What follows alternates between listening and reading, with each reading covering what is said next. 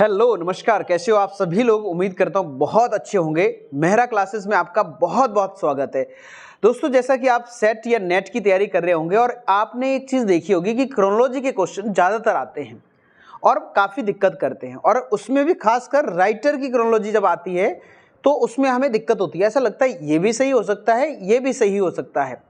तो आज इसी कन्फ्यूजन को दूर करने के लिए मैं ये वीडियो लेके आया हूं, और ध्यान से इस वीडियो को देखना, और अच्छा लगे तो लाइक शेयर जरूर करना, अपने दोस्तों को जरूर शेयर करना, ग्रुप्स में शेयर करना। चलिए शुरू करते हैं वीडियो को। सबसे पहले हम बात करते हैं जॉफ्री चौसर, जिनको फादर ऑफ इंग्लिश कहा जाता है। इनका जन्म हुआ था 1343 में और 1400 में इनकी डेथ हुई थी। आप ध्यान रखेंगे, ये अक्सर पूछा जाता है। और इनका इंपॉर्टेंट वर्क है कैंटरबरी टेल। विलियम लैंगलैंड, इनका जन्म हुआ था 1332 में और 1386 में 86 में इनकी डेथ हुई थी। तो यानी कि आप या दोनों में देखें तो विलियम लैंगलैंड ये बड़े हैं और जॉफ्री चौसर छोटे हैं, तो कई बार इनकी क्रोनोलॉजी आ जाती है, ध्यान रखेंगे। थॉमस मैलरी की बात करें तो इनका 1415 में जन्म हुआ, यानी कि 15th सेंचुरी के स्टार्टिंग में, और इनका इंपॉर्टेंट वर्क है ली मेडी डी अर्थर। नेक्स्ट की बात करें तो थॉमस मोर इनसे छोटे हैं, यानी कि इनका जन्म 1478 में 78 में हुआ और उनकी डेथ 1535 में हुई। याद रखेंगे 1535 में इनकी डेथ हुई। इनका मोस्ट इंपॉर्टेंट वर्क है यूटोपिया, जो कि कब 1516 में पब्लिश हुआ था लैटिन में। आगे बात करें शेक्सपियर की, इंपॉर्टेंट राइटर की बात कर रहा हूं मैं। शेक्सपियर का जन्म हुआ है 1564 में, अक्सर पूछा जाता है, ध्यान देंगे 1564 में, और डेथ हुई इनकी 1616 में। इनके इंपॉर्टेंट वर्क तो आपको बहुत सारे हैं, हैमलेट है, मैकबेथ है, रोमियो जूलियट है, जूलियस सीजर है, बहुत सारे वर्क है। आगे बात करते हैं क्रिस्टोफर मार्लोव। ये शेक्सपियर के जिस ईयर में शेक्सपियर का जन्म हुआ उसी ईयर में मार्लोव का जन्म हुआ 1564 में, और 1593 में, इनके 93 में इनकी डेथ हो गई थी। इनका सबसे इंपॉर्टेंट वर्क है डॉक्टर फॉस्टस। बात करते हैं बेन जॉनसन की। बेन जॉनसन का जन्म 1572 में हुआ है और उनकी डेथ हुई 1637 में। ध्यान रखेंगे, ये इनका जन्म और जॉन डन का जन्म एक साथ हुआ। देखिए, विलियम शेक्सपियर का जन्म और मार्लोव का जन्म एक ही ईयर में हुआ है, और बेन जॉनसन और जॉन डन इनका जन्म भी एक ही ईयर में हुआ है, तो ये याद रखना। और इनकी डेथ हुई है बेन जॉनसन की 1637 में, और जॉन डन की हुई है डेथ 1631 में। 1631 में एक और व्यक्ति जिनका जन्म हुआ था, राइटर है, बहुत फेमस है, जॉन ड्रेडन, उनका 1631 में जन्म हुआ। तो ऐसे आप डॉट कनेक्टेड कर सकते हो, जिससे आपको क्रोनोलॉजी आराम से बन जाती है। ठीक है, आगे बढ़ते हैं और जानते हैं अगले राइटर जॉन मिल्टन। बहुत फेमस राइटर रहे हैं जॉन मिल्टन, और इनका जन्म हुआ 1608 में और डेथ हुई है 1674 में।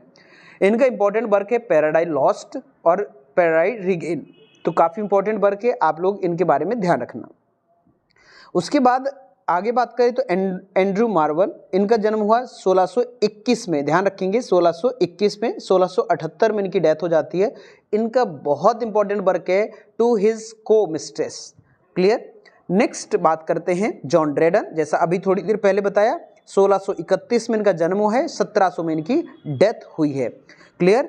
मैकफ्लेक्नो, एप्सिलॉन एंड एचिटोफेल इनके इंपॉर्टेंट वर्क में से एक है। ऑन द ड्रामेटिक पोएजी, ऐसे ऑन ड्रामेटिक पोएजी इनका इंपॉर्टेंट वर्क है, ये आप लोग ध्यान रखेंगे। 68 में पब्लिश हुआ था। और अलेक्जेंडर पोप की बात करें तो इनका जन्म हुआ 1688 यानी कि 1688 में, और डेथ हुई है 1744 में। अक्सर पूछा जाने वाला क्वेश्चन। और इनका जो इंपॉर्टेंट वर्क है वो रेप ऑफ लॉक है, जो कि 1612 में पब्लिश हुआ है, 1712 में, सॉरी। आगे बात करते हैं जोनाथन स्विफ्ट।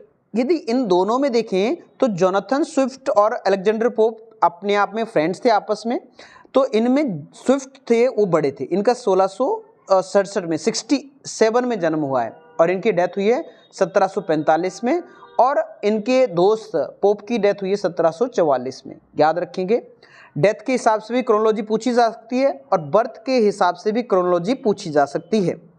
इनका इंपॉर्टेंट वर्क है जोनाथन स्विफ्ट का गुलिवर ट्रेवल। और आगे बढ़े, आगे हम देखेंगे सैमुअल जॉनसन। सैमुअल जॉनसन बहुत इंपॉर्टेंट लिटरेरी फिगर है। 1709 में इनका जन्म हुआ है, 1784 में इनकी डेथ हुई है और इन्हीं के नाम पे एज ऑफ जॉनसन भी जानी जाती है, कुछ 1745 से 1785 तक चली। इनका इंपॉर्टेंट वर्क है a dictionary of English language. इन्होंने इंग्लिश के लिए डिक्शनरी दी, बहुत इंपॉर्टेंट वर्क है जो कि आगे चल के सभी राइटर्स की इन्होंने मदद की। और लाइफ ऑफ पोइट्स भी है जिन्होंने 52 राइटर्स के बारे में लिखा है। और आगे बात करते हैं लॉरेंस स्टर्न। इनका जन्म हुआ 1713 में और 1768 में इनकी डेथ हुई है 68 में। क्रिस्टम सैंडी इनका इंपॉर्टेंट वर्क रहा है।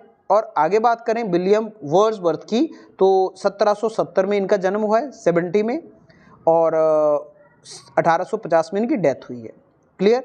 इनकी एज भी इनके अलेक्जेंडर वर्ड्सवर्थ की एज यानी कि रोमांटिसिज्म इन्होंने स्टार्ट किया था। लिरिक बैलेड इनका सबसे इंपॉर्टेंट वर्क है जिसमें 4 पोइम्स किसकी थी, एस.टी. कॉलेज की और 19 पोइम हमारे वर्ड्सवर्थ की थी। एस.टी. कॉलेज की बात करें और वर्ड्सवर्थ की आपस में बहुत अच्छे दोस्त थे, जैसे कि पॉप और स्विफ्ट थे वैसे ही वर्ड्सवर्थ और एस.टी. कॉलेज। तो इनका जन्म हुआ है 1772 में और डेथ हुई है 1834 में। इनका बहुत इंपॉर्टेंट वर्क है the rhyme of ancient mariner. Clear. तो याद रखना इनमें यदि देखें तो इनमें वर्ड्सवर्थ बड़े हैं और एस.टी. कॉलेज छोटे हैं। क्लियर। और वहाँ कौन, स्विफ्ट बड़े थे और अलेक्जेंडर पोप छोटे हैं। तो आप ये याद रखना, क्रोनोलॉजी में काम आएगा बहुत। पी.बी. शैली की बात करते हैं, 1792 में इनका बर्थ हुआ है और 1822 में इनके 1822 में इनकी डेथ हुई है। इनका आप लोग ध्यान रखेंगे पी.बी. शैली का। पी.बी. शैली ने अपने दोस्त जॉन कीट की डेथ पे एक इलेजी भी लिखी है, जिसको आप कमेंट में बताएंगे कौन सी इलेजी, क्या नाम है इलेजी का। अब जॉन कीट की बात करते हैं, 1795 में इनका जन्म हुआ है और 1821 में इनकी डेथ हुई है। और लॉर्ड बायरन 1788 में जन्म हुआ है और 1824 में इनकी डेथ हुई है। देखिए इन तीनों को बोलते हैं इन सेकंड जनरेशन, रोमांटिसिज्म की सेकंड जनरेशन। फर्स्ट जनरेशन के पोइट है वर्ड्सवर्थ, एस.टी. कॉलेज और रॉबर्ट सदे। तो ये ध्यान रखना तीनों, और ये तीनों ध्यान रखना, ये इंपॉर्टेंट राइटर है सभी के सभी। तो और इन तीनों में से तो क्रोनोलॉजी ज़्यादातर पूछी जाती है, पी.बी. शैली, जॉन कीट और लॉर्ड बायरन। ये तीनों ही यंग एज में इनकी डेथ हो गई थी। ठीक है, तो ये याद रखना। सबसे कम एज में जॉन कीट की डेथ हो गई थी, जिनका इंपॉर्टेंट वर्क है ode to the nightingale. आगे देखिए, इन्होंने नेगेटिविटी भी दी थी क्रिटिसिज्म में। अब बात करते हैं चार्ल्स डिकन। चार्ल्स डिकन की क्रोनोलॉजी अलग से हम पढ़ेंगे, इनकी क्रोनोलॉजी ज़्यादातर आती। चार्ल्स डिकन और हार्डी, थॉमस हार्डी और मिल्टन, इन सब की क्रोनोलॉजी हम एक एक करके लेके आएंगे, लेकिन आज के वीडियो में केवल राइटर्स की बात कर रहे हैं। तो इंपॉर्टेंट वर्क है ग्रेट एक्सपेक्टेशन का, और इनका जन्म हुआ है 1812 में और 1870 में इनकी डेथ हुई है। क्लियर। अब बात करते हैं जॉर्ज एलियट की, तो मैरी एन एवॉन मतलब इनका नाम है ओरिजिनल, और इनका जॉर्ज एलियट नाम से वर्क पब्लिश करती थी। 1819 में इनका जन्म हुआ है, 1880 में इनकी डेथ हुई। मिडिल मार्च इनका इंपॉर्टेंट वर्क रहा है। आगे बात करते हैं थॉमस हार्डी, 1840 में इनका जन्म हुआ है और 1928 में इनकी डेथ हुई है। और इनके बहुत सारे वर्क है, far from the mending wall, test of the अर्वर विलेज, और बहुत सारे ऐसे और भी वर्क है इनके। यदि बात करें आगे, अल्फ्रेड लॉर्ड टेनिसन। टेनिसन बहुत इंपॉर्टेंट राइटर है, कौन सी, विक्टोरियन एज के। चार्ल्स डिकन भी विक्टोरियन एज के हैं, है ना, और जॉर्ज एलियट भी, और थॉमस हार्डी भी, और टेनिसन भी। टेनिसन का जन्म हुआ है 1809 में और मृत्यु हुई है 1892 में, 92 में। इन मेमोरियम इनका इंपॉर्टेंट वर्क है, और भी बहुत सारे इंपॉर्टेंट वर्क इनका पोइम्स है। एलिजाबेथ ब्राउनिंग, तो इनका यदि बात करें तो 1816 में इनका जन्म हुआ है और 1861 में 68 में इनकी डेथ हो गई है। ध्यान देंगे, इनका वर्क भी इंपॉर्टेंट है, आप पढ़ लेना। 1816 में इनका जन्म हुआ है। क्लियर। और बात करें आगे, E.M. फॉरेस्टर 1879 में, यानी कि 89 में इनका जन्म हुआ है, 79 में, और 1970 में इनकी डेथ हुई है। आगे बात करते हैं H.G. बेल। H.G. बेल का जन्म हुआ है 1867 में, यानी कि 66 में, और 1946 में इनकी डेथ हुई है। बात करें टी.एस. इलियट की, T S. Eliot important literary figure है, आप लोग ध्यान रखेंगे। 1888 में इनका जन्म हुआ है और 1965 में इनकी डेथ हुई है। द वेस्टलैंड इनका इंपॉर्टेंट वर्क है जो कि 1922 में पब्लिश हुआ था।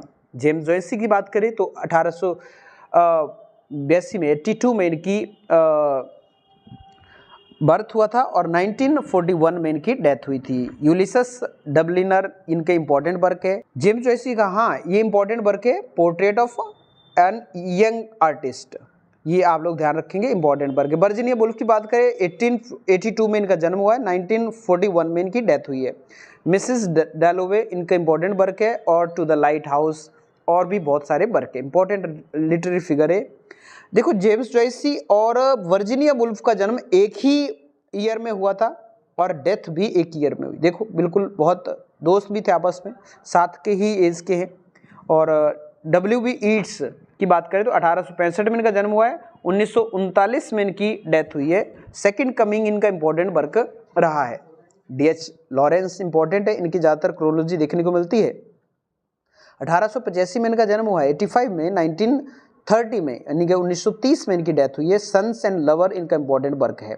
बात करें जॉर्ज ऑरवेल, इंपॉर्टेंट है भैया, जॉर्ज ऑरवेल 1903 में जन्म है और 1950 में इनकी डेथ हो गई है। 1950 में इनकी डेथ हो गई है और इनका इंपॉर्टेंट वर्क है, आपको पता ही है, 1984 और एनिमल फार्म। सैमुअल बकेट इनका 1906 में जन्म हुआ है और 1989 में इनकी डेथ हो गई है। वेटिंग फॉर गोडो इनका इंपॉर्टेंट वर्क है। सलमान रश्दी, आपको पता ही है, 1947 में जन्म है, अभी जिंदा है और बढ़िया अच्छा कर रहे हैं। और मिडनाइट चिल्ड्रन इनका फेमस वर्क है जिसके लिए इनको बुकर प्राइज भी दिया गया है। मार्गरेट ऑटवुड, ये ऑटवुड, इनका जन्म हुआ है 1939 में और डेथ हुई है, इनकी डेथ अभी हुई नहीं है और आगे चल के इनकी हो भी नहीं, और ये लंबी उम्र हो इनकी। आगे इजी गुरु, इनका जन्म हुआ है 1954 में और ये भी अभी जिंदा है। और नेवर लेट मी गो इनका इंपॉर्टेंट वर्क है। ठीक है, तो ये थे मोस्ट इंपॉर्टेंट राइटर जिनकी क्रोनोलॉजी अक्सर पूछी जाती है। आज के वीडियो में मैंने आपको 3 नंबर कम से कम दिए हैं, चाहे सेट का एग्जाम हो, चाहे नेट का एग्जाम हो, चाहे टेट का एग्जाम हो, चाहे आपके बाकी जो टीचर की जॉब के एग्जाम होते हैं, जितने भी, उनमें आपको काफ़ी मदद मिलेगी। तो आज के वीडियो में उम्मीद करता हूँ आपको बहुत कुछ समझ में आया होगा और मिलते हैं अगले वीडियो में। पर्टिकुलर वर्ग की क्रोनोलॉजी लेके आएंगे हम, और वर्ग की क्रोनोलॉजी में से भी क्वेश्चन पूछे जाते हैं। तो क्रोनोलॉजी का क्वेश्चन हम आपका कहीं जाने नहीं देंगे और लगभग 30 क्वेश्चंस ज़्यादातर अक्सर हर साल क्रोनोलॉजी के आते ही आते हैं। तो आज की वीडियो में इतना ही, मिलते हैं अगले वीडियो में। वीडियो अच्छा लगे तो शेयर करना, लाइक ज़रूर करना और नए हो चैनल पे तो सब्सक्राइब करते जाना। बहुत बहुत धन्यवाद।